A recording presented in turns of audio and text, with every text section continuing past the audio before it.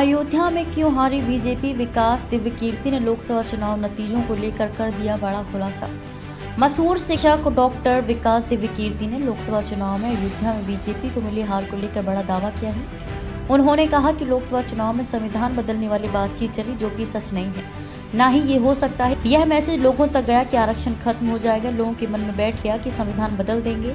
ये बात सबसे पहले अयोध्या से ही शुरू हुई। यहाँ से बीजेपी के सांसद लल्लू सिंह ने इसे लेकर सबसे पहले बयान दिया और इसका असर सबसे ज्यादा उत्तर प्रदेश में ही दिखा। जब विकास दिव्यकीर्ति से पूछा गया कि अयोध्या में बीजेपी क्यों हारी, इस पर उन्होंने कहा कि सिर्फ फैजाबाद सीट ही नहीं, इसके आसपास की सीटें भी सपा जीती है। उन्होंने कहा कि अयोध्या फैजाबाद की सीट की बात करें तो ओबीसी 22%, दलित 21% और मुस्लिम 18% है। दलित वोट पाने के लिए सपा की रणनीति आई काम। उन्होंने कहा कि ओबीसी सपा के वोटर हैं। इस पर उन्होंने दलित वोट पाने के लिए दलित वर्ग से उम्मीदवार अवधेश पासी को खड़ा किया।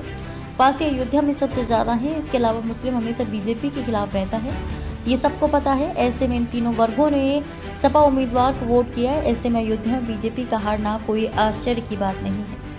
बीएसपी का वोट सपा के पास गया। दिव्यकीर्ति विकास दिव्यकीर्ति ने कहा कि अयोध्या में 3 बार के चुनाव देखें तो तीनों बार जीतने वाले उम्मीदवार को करीब 48% वोट मिले। पिछले 2 चुनाव 2014-2019 में जीत का मार्जिन सिर्फ 12-13 हज़ार वोट था। इस बार बीएसपी का जो वोट बैंक था वो अवधेश पासी के पास खिसक गया। बीएसपी के वोट सपा में शिफ्ट होने से पासी 50,000 वोट से जीत गए।